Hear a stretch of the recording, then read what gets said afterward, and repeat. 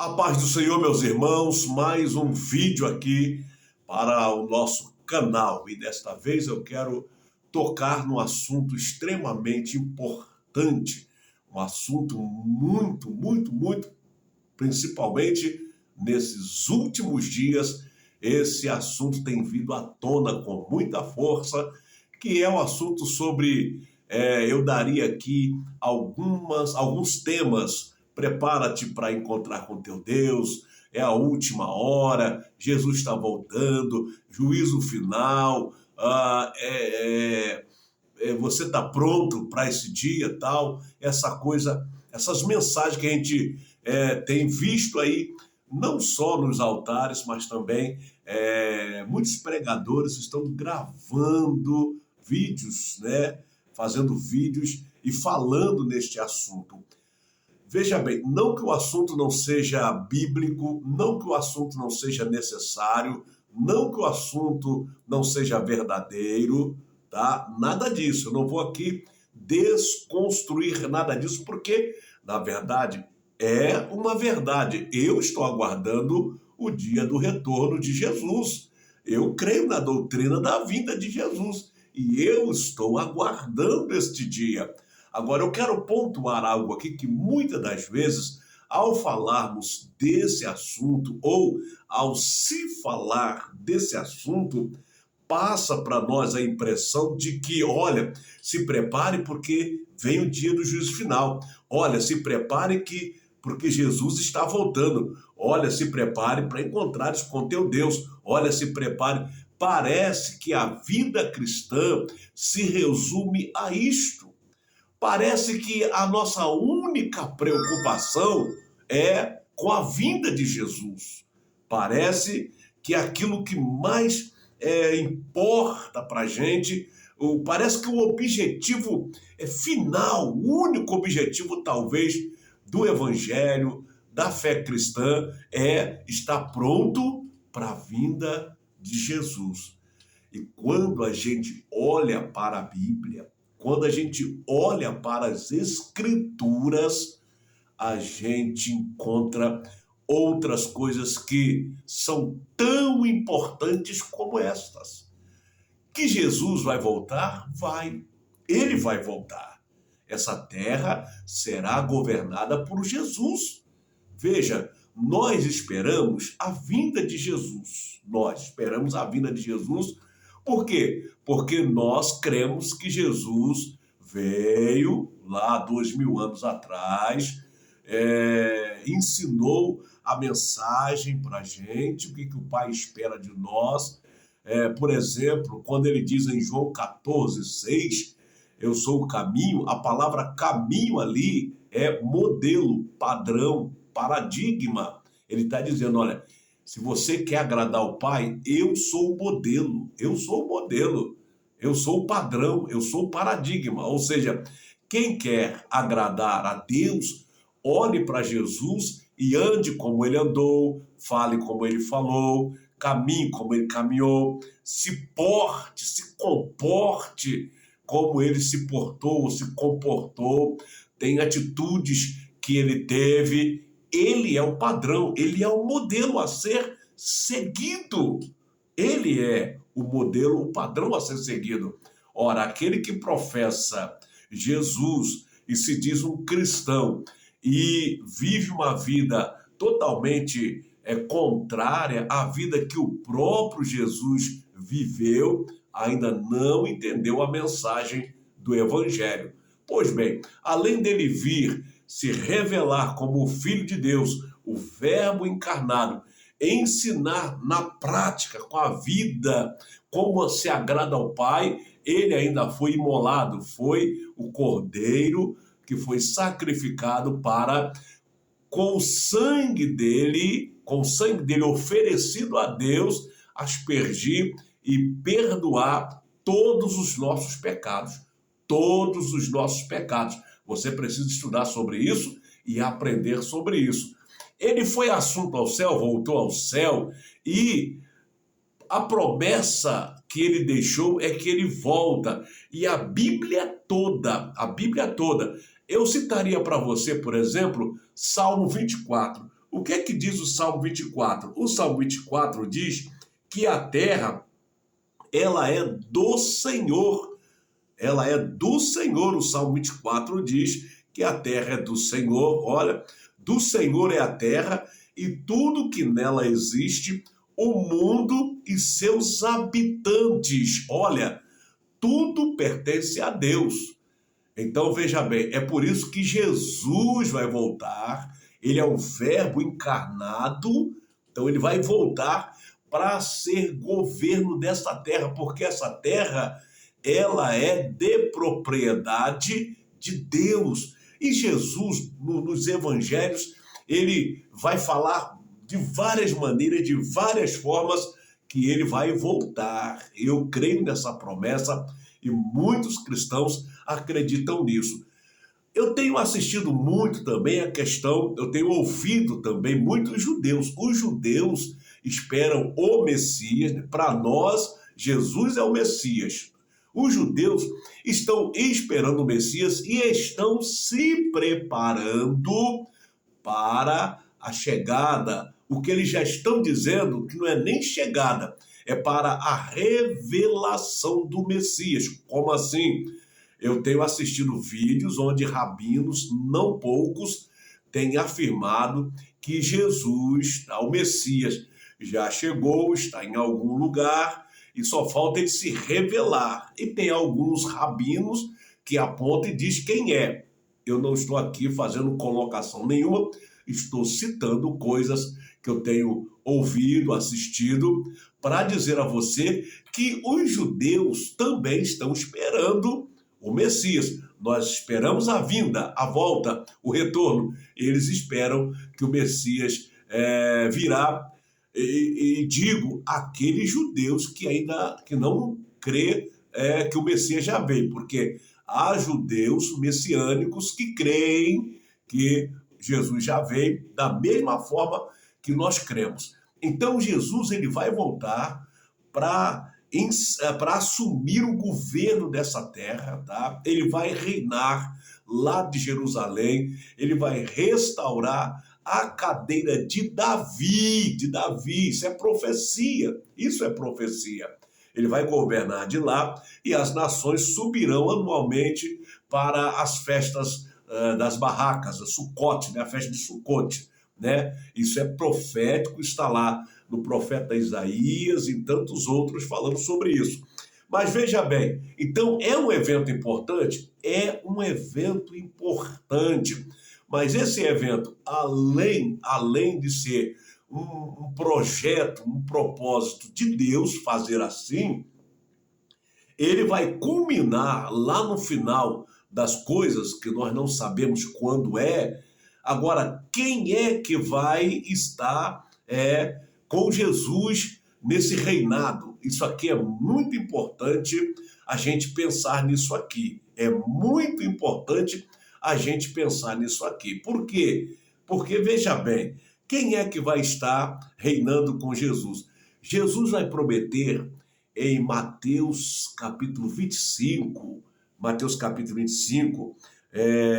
se não me foge a memória, a partir do verso, eu acho que do verso 30 parece, vou conferir aqui rapidinho, eu tenho a Bíblia aqui em mãos, vou ver se é o 30 mesmo. Olha o que ele vai dizer, verso 31, tem um título assim, O Juízo Final. Olha, quando o Filho do Homem vier em sua glória, com todos os anjos, então se assentará em seu trono na glória, nos céus, todas as nações serão reunidas diante dele, e ele irá separar uma das outras, como o pastor separa o bode das ovelhas, e posicionará as ovelhas à sua direita e os bodes à sua esquerda. Veja bem, Jesus está falando aqui, isso é ele mesmo falando, Mateus escreveu, que quando ele vier na sua glória, glorificado, com seus anjos,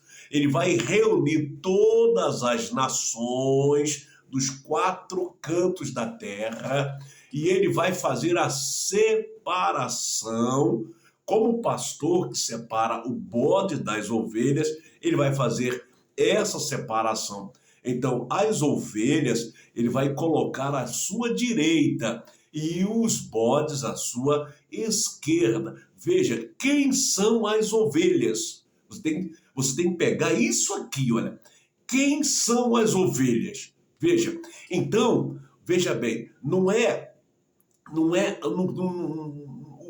o jogo aqui, vamos assim colocar, não é eu estar preparado para esse dia. Não, não. Muitas pessoas estão compreendendo as escrituras de maneira errada. Como eu posso estar preparado para aquele dia? Como? Aí é a pergunta que eu faço. E eu garanto que ninguém tem essa resposta. Ninguém tem. Primeiro, Jesus disse que aquele dia e hora ninguém sabe. Ninguém sabe. Inclusive, quando ele falou isso, ele estava aqui, ele disse, olha, nem o filho, nem os anjos. Tá? Então, como eu posso saber que eu estou preparado para aquele dia? Então, eu quero pontuar algo aqui que muitos vão discordar, mas eu faço essa pontuação fundamentado na Bíblia. A questão não é eu estar preparado para esse dia. Não, a questão não é eu estar preparado para esse dia. Eu não sei como estar preparado para esse dia. Eu não sei quando será esse dia. Como é que eu vou prever isso? Como é que eu vou ficar? Não tem como, gente. A questão é se eu sou ovelha ou se eu sou bode. Aqui está o X da questão. Eu pergunto para mim, Josias, você é ovelha ou você é bode? A Bíblia, ela vai dizer para mim quem é ovelha e quem é bode. Ela vai mostrar para mim. Então, quando eu olho para a Bíblia e olho para a minha vida e vejo se eu estou andando de acordo com o que a Bíblia está colocando para mim, eu falo, opa, eu estou ovelha. Agora, quando eu olho para a Bíblia e ela está me dizendo, Josias, vai para a direita, e eu insisto em ir para a esquerda, veja bem, eu sou bode. Qual será o engano de muita gente? Qual será o engano de muita gente? O engano de muita gente será na ideia fixa de muitos veja bem, que pensam que pelo fato de estar numa religião, numa denominação, dentro de uma igreja, dizimando, ofertando, cantando, adorando, está ali seguindo, está membro ali, essa pessoa pensar que ali ela está segura em relação à sua salvação. Não, eu posso estar dentro de qualquer igreja e ser um bode, Porque o que diz que eu sou ovelha não é eu estar dentro da igreja, é como eu me comporto em relação aos ensinos de Jesus. Aqui que está a questão do negócio. E o que mais tem é bode dentro das igrejas. As igrejas estão para tudo quanto ela tem bode. Tem pessoas que estão ali dentro, mas estão vivendo totalmente fora dos parâmetros da Bíblia, da palavra de Deus, do Evangelho. Né? Eu estou planejando alguns vídeos que eu vou fazer uma série de mensagens sobre a Bíblia que você acredita, mais ou menos assim. Eu vou mostrar o que você acredita na Bíblia e o que você talvez nem saiba que está na Bíblia. Então, tem uma parcela de pessoas que só conhece a Bíblia a partir do Salmo 23. O Senhor é meu pastor e nada me faltará. Mas ela não conhece a Bíblia, que diz para ela que é a ovelha do Senhor, o que ela não deve fazer. Não é nem não deve, é não pode fazer. Porque quando ela faz determinadas coisas que muitos fazem, eles estão o quê? O que Jesus vai falar? Que a árvore se conhece pelo fruto. É pelo fruto que se conhece a árvore. Então, veja bem, fechando esse vídeo, já vai para 15 minutos. A vinda de Jesus é importante? O juízo final é importante? Isso é um assunto extremamente importante. Mas tão importante quanto isso é a minha vida segundo a palavra de Deus. Segundo a palavra de Deus. Esses dias eu estava meditando sobre Jó. Olha que fantástico sobre Jó. Para fechar esse vídeo, eu vou chegar aí nos 20 minutos talvez. Jó, olha só que fantástico. Preste atenção nisso aqui. Quando você tá lendo a Bíblia e aí a Bíblia falando para você. Olha, certo dia, capítulo 1 de Jó e o versículo 6. O concílio celeste, Deus e o concílio celeste. Olha, certo dia os anjos, isto é, os filhos de Deus, vieram apresentar-se perante o Senhor. E Satã, o acusador, aproximou-se também junto com eles, veio no meio. Então Deus questionou a Satã. De onde vem Satã? E ele respondeu o seguinte: de perambular pela terra e ir e vir pelos caminhos do mundo. Aí Deus perguntou para Satã, olha o que Deus perguntou para Satã: viste lá o meu servo Jó? Olha, pega aqui para tu ver. Viste lá o meu servo Jó? Deus está dizendo que Jó é servo dele. Olha, viste lá o meu servo? O meu servo. Agora, pega isso aqui que você vai ver. Olha o que Deus fala aqui, ó. Por que Jó é servo de Deus? Porque o que faz de Jó servo de Deus? O que caracteriza Jó como servo de Deus? O que coloca Jó na condição de servo de Deus? Preste atenção. Deus vai falar. Ele vai falar assim, ó. Em toda a terra não há ninguém como ele. Ser humano íntegro,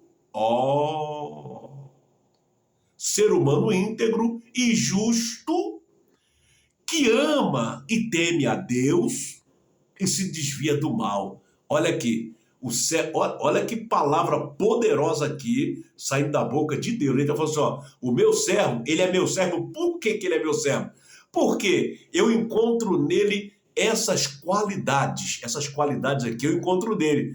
Ele é um ser humano íntegro. Olha, tá faltando integridade em muitos que estão aí nas denominações, nas igrejas, nas reuniões, nos altares, nos púlpitos. Tá faltando integridade. Servo de Deus é íntegro, ó. Ser humano íntegro e justo. O que nós mais vemos por aí é pessoas que estão no altar, muitas das vezes pregando, profetizando, mas é injusto, até no altar ele é injusto. Como ser injusto no altar? É que às vezes ele está tirando do outro quando ele deveria dar ao outro. É injustiça. Toda e qualquer forma de injustiça é reprovada por Deus. Ó, que ama e teme a Deus, ele ama e teme a Deus e se desvia do mal. Aqui estão características de servo, de quem é servo de Deus. Então veja, quem é servo de Deus é humano íntegro, ser humano íntegro, tá? Ele é justo, ele ama a Deus, ele teme a Deus e se desvia do mal. Ou seja, o que é ser íntegro? A pessoa, você sabe que uma pessoa íntegra, quando você fala de alguém que é íntegro, você sabe do que você está falando daquela pessoa. Quando você fala de uma pessoa justa, você está falando de uma pessoa que tudo dela toma lá da cá certinho, é meu, isso aqui é seu, não fico com um centavo seu, não pego nada de ninguém, não dou prejuízo a ninguém, não puxo o tapete de ninguém, não atrapalho a vida de ninguém, não faço espaço, não, justo. São os sadiques de Deus, os sadiques de Deus. Então é íntegro, é justo, ama a Deus, tá? Ama a Deus e teme a Deus. Quem teme a Deus deixa de fazer muita coisa. Quem teme a Deus, olha, eu já me vi em situações que se não fosse o meu temor a Deus, eu teria mergulhado de cabeça. quantas portas, quantos pratos, quantas bandejas, quantas propostas, ora. Mas o temor a Deus disse, não, não, você é servo de Deus, você é ovelha, você não pode. E aí, Senhor, me dá graça que esse prato aqui tá muito suculento, Deus. Ele não, o Espírito Santo vem e faz aquela coisa que não, tira dali, tira a gente dali, e quando a gente vê, a gente escapou daquilo ali, o que é isso? O temor a Deus. Agora, a pessoa que não tem temor a Deus, e ela mergulha de cabeça, né? Então, e se desvia do mal, o mal está ali na esquerda, você vai para a direita. Então, veja bem, é tão importante o juízo final, a vinda de Jesus. Poxa, isso é o ápice, isso é a vitória da igreja. Isso é a vitória da igreja. A nossa vitória é a vinda de Jesus. Mas ele espera que nós sejamos ovelha hoje, agora, nesse momento, porque ele nos vivificou, nos trouxe a vida outra vez, e diz a Bíblia que ele nos... tem um texto muito interessante, que quando a gente está lendo a Bíblia, meu Deus, vai abrindo assim, né? E a gente quer falar tudo, e a gente precisa parar de falar, mas que nós fomos, que ele nos comprou com o seu sangue, né? Nos lavou, nos redimiu, e o outro texto diz que para as boas obras, que ele nos comprou para as boas obras, né? Efésios capítulo 2, versículo 10, o 8 diz assim, o 8 e o 9, olha, pela graça sois salvos, graça a favor de Deus, tá? É favor, nada que você possa fazer para receber a salvação. Pela graça sois salvos, pelo favor de Deus você é salvo, mediante a fé, ou seja, você tem que crer nisso. Se você não crer nisso, você tem dificuldade. Então, mediante a fé, não vem de vós, não vem de nada que eu faço, é dom de Deus, doação de Deus. Não vem das obras para que ninguém se glorie. Não, também eu fiz isso, eu fiz aquilo outro, eu subi monte, eu jejuei, eu orei, eu fiz... Não vem de obras para que ninguém se glorie. Aí o verso 10 vai dizer o seguinte, somos feituras das suas mãos, criados para as boas obras. Pense nessa questão de boas obras. Você tem feito boas obras? Você tem vivido boas obras? Hein? Você tem praticado boas obras? Estude sobre boas obras que você vai descobrir o que Deus espera por você hoje, agora. E a recompensa é a vinda dele para todos nós. Amém? Que Deus abençoe a nossa vida.